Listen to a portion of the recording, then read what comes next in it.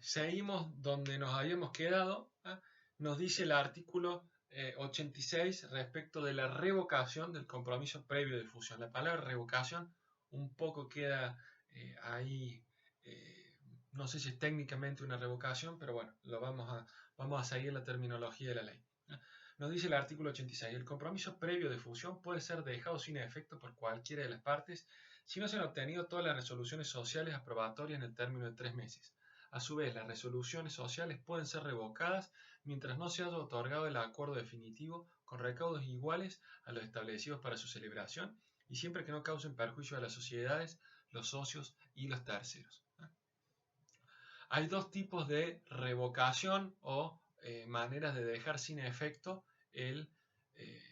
relacionadas con la fusión. Se puede revocar el compromiso previo, que en realidad no es revocar, sino dejar sin efecto un contrato. Si dentro de los 3 meses de celebrado ese compromiso previo, ese contrato preliminar, no ha obtenido las resoluciones aprobatorias de los órganos correspondientes a la sociedad. En ese caso, yo puedo dejar sin efecto el compromiso previo de fusión. Se puede pactar en el compromiso previo de fusión, la buena técnica así lo indica, eventualmente algún daño y perjuicio, alguna multa o eventualmente alguna compensación monetaria por todo lo que ha implicado el proceso de negociación, la confección de balances, todas las reuniones, todo el tiempo que se pueda haber tenido a los efectos o dedicado a esta cuestión.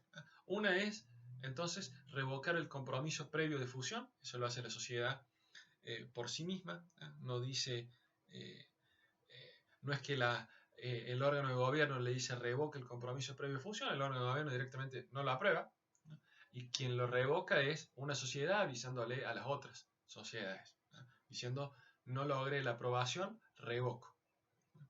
Primera circunstancia que nos dice el artículo 86.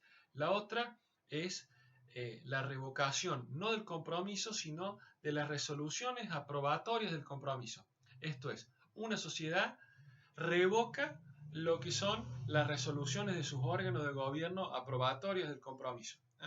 Eso se puede hacer diciéndole a las otras sociedades, oiga, por más que me hayan dado el ok, los socios, nosotros vamos a revocar el compromiso previo de fusión.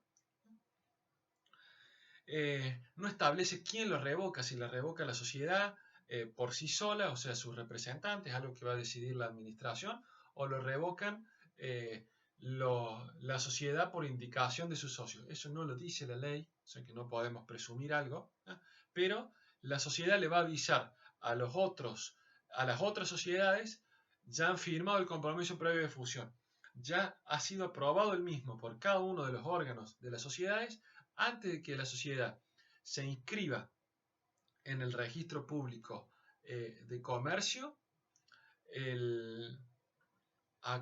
Las resoluciones aprobatorias del compromiso previo son revocadas por la sociedad interviniente. Lo que nos va a decir la ley, eso se puede hacer, o sea, hasta que se inscriba en el registro público de mejor dicho, no hasta que se inscriba en el registro, que se haya otorgado el acuerdo definitivo. Se puede haber suscripto cada sociedad mejor dicho, ha suscripto cada sociedad el compromiso definitivo, lo han aprobado por cada uno de los órganos sociales y pasamos al periodo de publicación en el boletín oficial y oposición de los acreedores.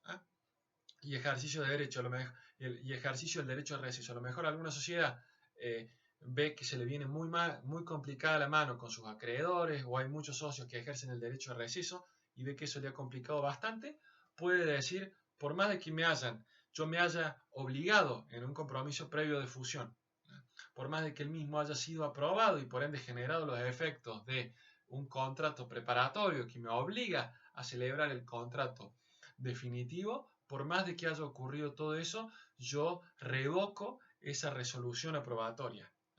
Como no se ha suscripto todavía el acuerdo definitivo, yo puedo revocar esa resolución aprobatoria del compromiso previo y dejar sin efecto el trámite de fusión. Por supuesto, en ese caso, todos los gastos, mejor dicho, todos los gastos no, las sociedades que no revocan la aprobación del acuerdo de compromiso previo de fusión, esas sociedades que se hallan con el trámite eventualmente le podrán reclamar daños y perjuicios por todos los gastos y todos los daños y quién sabe hasta eventualmente alguna pérdida de chance que le pueden reclamar a esa sociedad con la cual habían celebrado el compromiso previo. Ese compromiso previo así había sido aprobado por los órganos correspondientes, estaban en la etapa de publicación de los edictos, oposición, derecho de receso, y esta sociedad decide volverse para atrás, revocar las resoluciones aprobatorias del compromiso previo de fusión. Esos dos supuestos, revocación del compromiso previo y revocación de las resoluciones aprobatorias del compromiso previo, son lo que nos establece el artículo 86 de la ley. Algo distinto de lo que es la rescisión del acuerdo definitivo de fusión. Esto es algo que va a requerir, bueno, en los dos supuestos anteriores no se necesita expresar causa, es algo, me voy para atrás porque quiero, sin dar explicaciones. La rescisión del acuerdo definitivo sí va a requerir la expresión de justos motivos y va a necesitar de un trámite judicial. Esa es la gran diferencia con los supuestos anteriores, aparte de que en este caso estamos hablando ya de un acuerdo definitivo, en los otros hablábamos de un compromiso previo y las resoluciones aprobatorias del compromiso previo. Nos dice el artículo 87, rescisión justos motivos. Cualquiera de las sociedades interesadas puede demandar la rescisión del acuerdo definitivo de fusión por justos motivos hasta el momento de suscripción registral. La demanda deberá interponerse en la jurisdicción que corresponde al lugar en que se celebró el acuerdo. Ahí teníamos todo el trámite de que se celebró el compromiso previo, se aprobó el compromiso previo por los órganos de la sociedad, se publicó, se pasó la etapa de oposiciones y de recesos y se suscribió el acuerdo definitivo de fusión con el nuevo estatuto de la sociedad. Se inició el proceso de inscripción, pero todavía no se terminó. Por supuesto, si se hubiera terminado, ya no hay vuelta para atrás, pero la hipótesis que contempla el artículo 87 es que se celebró ese acuerdo, pero todavía no se ha inscrito en el registro público de comercio. Hasta la inscripción yo puedo demandar la rescisión del acuerdo definitivo de fusión. También la palabra rescisión ahí es un poco discutible, pero como término genérico utilicemos la idea de que esa sociedad firmante del acuerdo definitivo pretende dejarlo sin efecto. Para poder dejarlo sin efecto va a tener que iniciar una demanda judicial y va a tener que establecer justos motivos. Eso es lo que le exige la norma del artículo 87. Con esto terminamos lo que es fusión, aquel procedimiento de concentración de capitales. Y pasamos a estudiar lo que es la escisión. La escisión, por el contrario, es un instituto que en vez de concentrar capitales, va a importar disgregar capitales, descentralizar capitales. Tiene pocos artículos la escisión, un solo artículo, el artículo 88. Lo que me interesa en materia de escisión es que sepamos conceptualizar la escisión, sepamos las distintas clases de escisión y sepamos los efectos y el trámite. El trámite, vamos a ver que es bastante parecido a el trámite de fusión en algunas cuestiones. Lo que más me interesa es que sepamos el concepto, las distintas clases y los efectos, sobre todo, de la escisión. La escisión, al igual que la fusión, la podemos definir como un instituto del derecho societario, un acto jurídico complejo, un negocio jurídico complejo, un procedimiento, como quieran ustedes. Pero no es la escisión es cuando dos sociedades se escinden. No. Tenemos que saber ontológicamente qué es una escisión. En virtud de la escisión, vamos a tener a una sociedad involucrada en la escisión, una o más sociedades, que o destinan parte de su capital para fusionarse con otra, o destinan parte de su capital para constituir una nueva sociedad, o directamente se dividen constituyendo o dando lugar a nuevas sociedades. Esta definición que hemos dado de escisión hace referencia a los distintos tipos o modalidades de escisión. Que esto también sería más cómodo explicarlo con un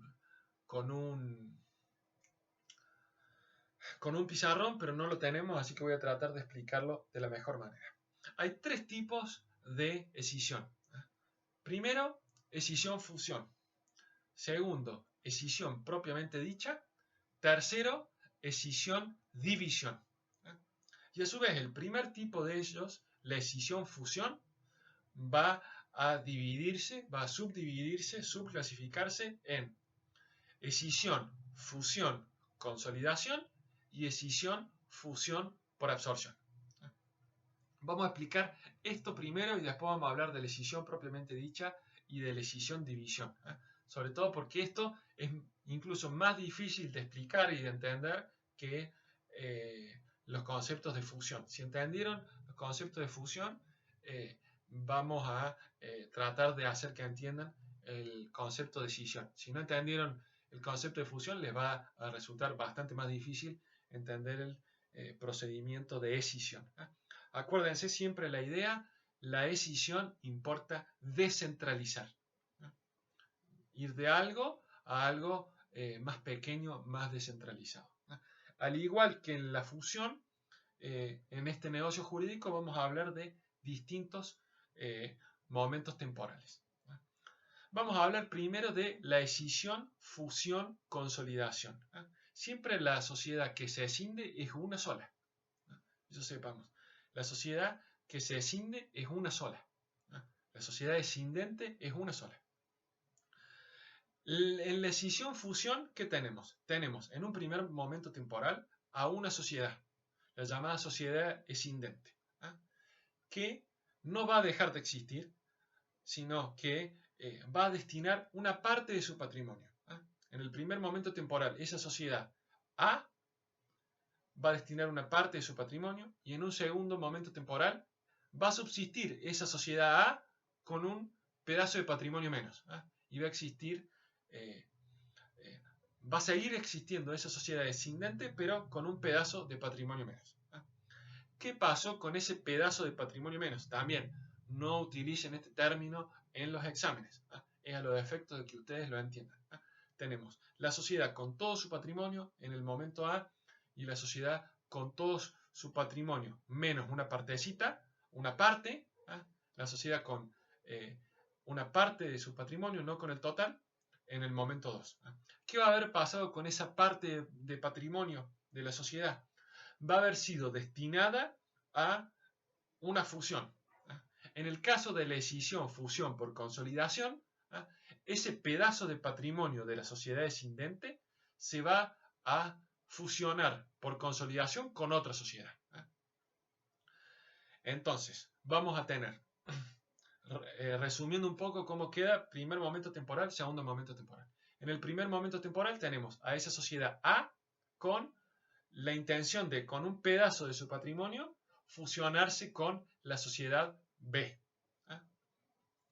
En el segundo momento temporal vamos a tener a la sociedad A con menos ese pedazo de su patrimonio, o sea, una sociedad A más chiquita, si se quiere, y vamos a tener a una sociedad llamada C. Esa sociedad C es el pedazo de patrimonio de A y la sociedad B, que ambas se unieron y se consolidaron en una sola. Por eso digo sociedad C, porque es escisión, fusión, consolidación.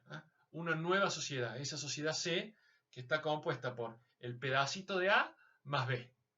Eso es escisión, fusión, consolidación.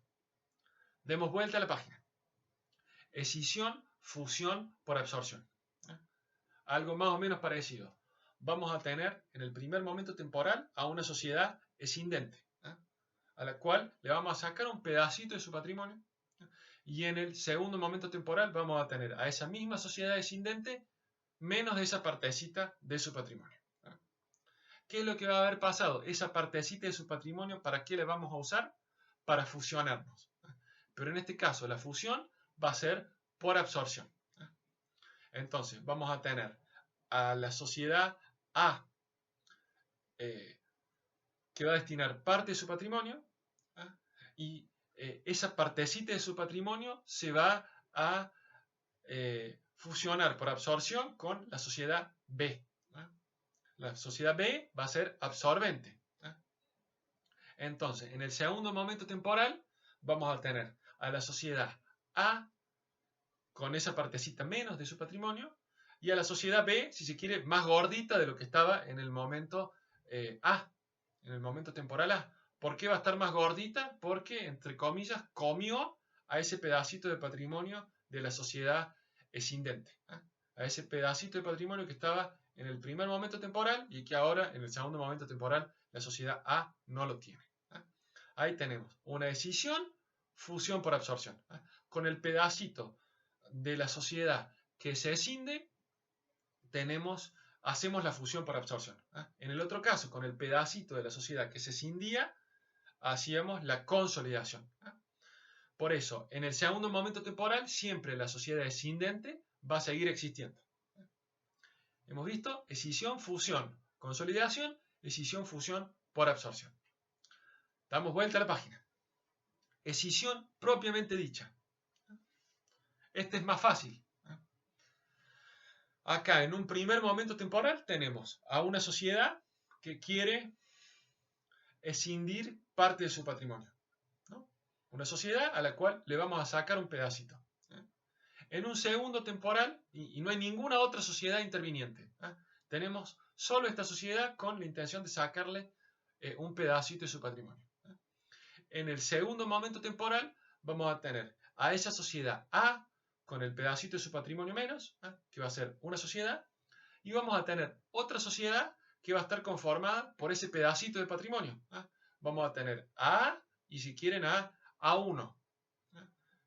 Primer momento temporal A, segundo momento temporal A y A1.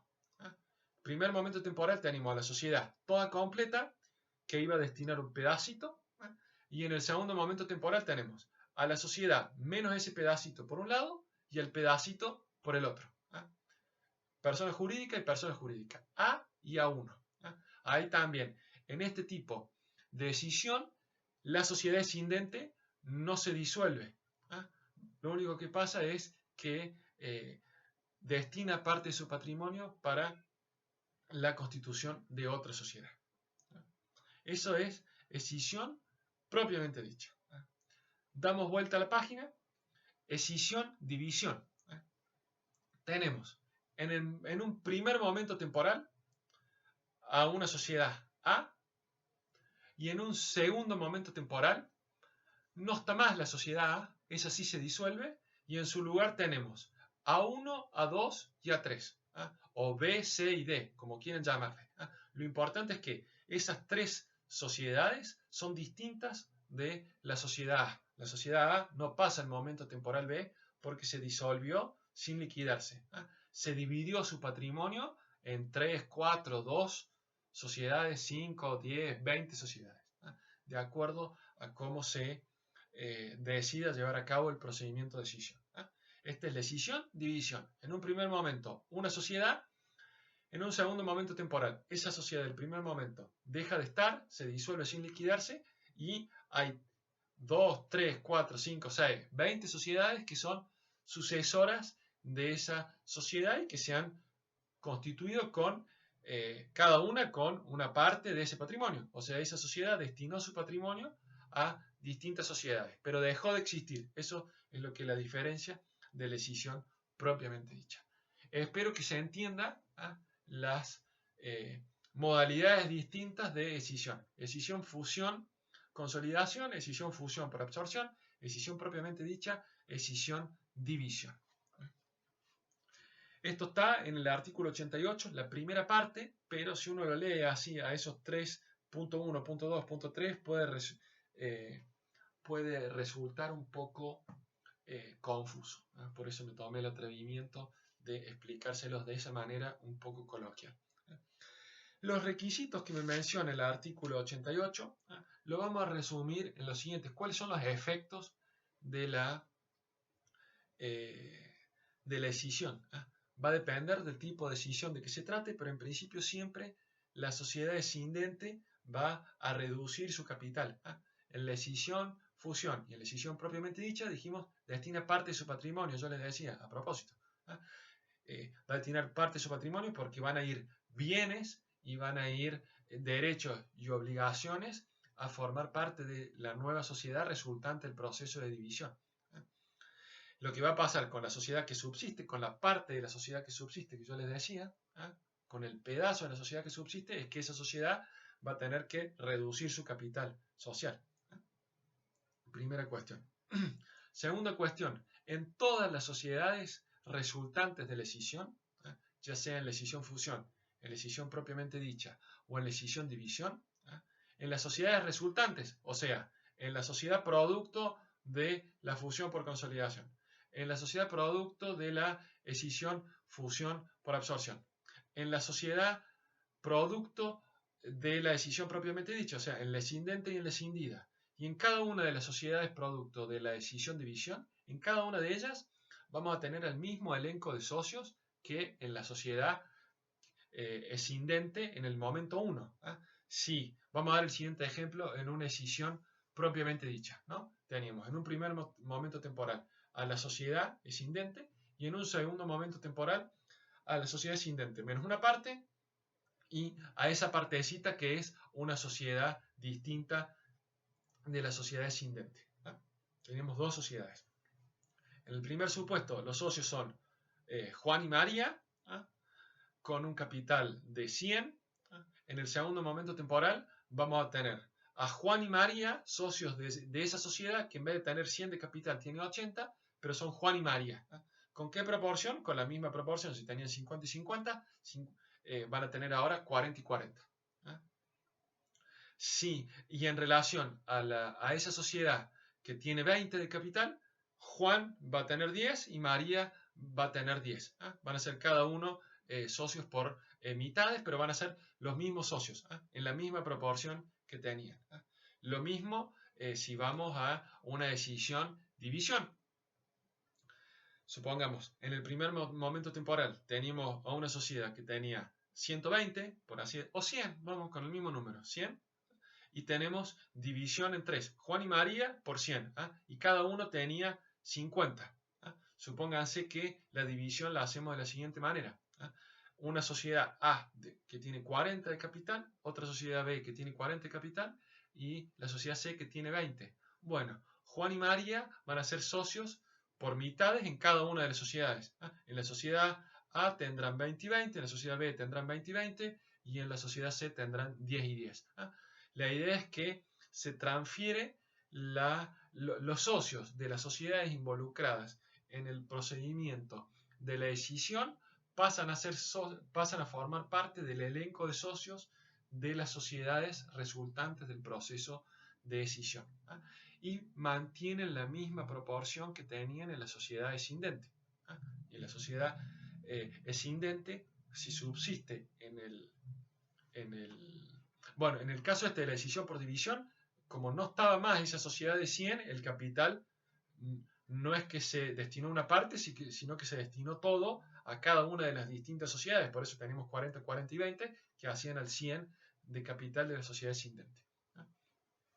Dijimos, va a ser el mismo elenco de socios y se va a contemplar las mismas porcentajes de participación societaria que había con anterioridad en ese primer momento temporal. En el caso de escisión-fusión, se van a conservar esas participaciones societarias al solo efecto de poder negociar con la otra sociedad involucrada en el proceso de fusión la relación de cambio correspondiente.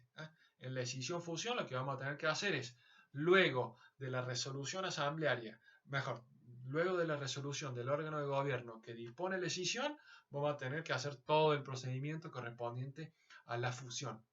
En los casos de escisión propiamente dicha y de escisión-división, el procedimiento es mucho más sencillo porque no tengo que vincularme con ninguna otra sociedad. Directamente es un trámite que lo resuelve el propio órgano de gobierno de cada sociedad de acuerdo a las de acuerdo a las mayorías correspondientes al tipo social y ese acuerdo a los efectos se publica, se toma esa decisión, se establecen los requisitos para las sociedades producto del proceso de decisión, a las sociedades resultantes del proceso de decisión. Voy a tener que publicar eso en el boletín oficial e iniciar el trámite de inscripción correspondiente en el registro público de comercio.